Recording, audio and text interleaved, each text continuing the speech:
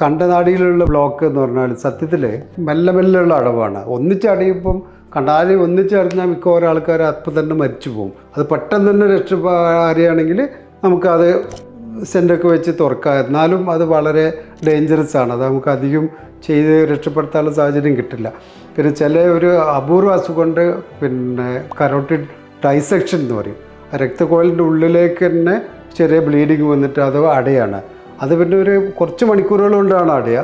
അത് അധികം ചെറുപ്പക്കാർക്കാണ് ഉണ്ടാവുക. അത് ചിലപ്പം രക്ഷപ്പെടുത്താൻ പറ്റും. അല്ലാത്ത കണ്ടനാടിയിലുള്ള അടവ് നമുക്ക് കുറച്ച് പേരൊക്കെ രക്ഷപ്പെടുത്താൻ പറ്റിയിട്ടുണ്ട്. പക്ഷേ ഇത് മെല്ലെ മെല്ലെ കണ്ടനാടി അടയുന്നതാണ് ഇപ്പോൾ നമ്മൾ ഈ സ്റ്റെൻറ്റ് വെച്ചിട്ട് തുറക്കുന്നതുള്ളത്.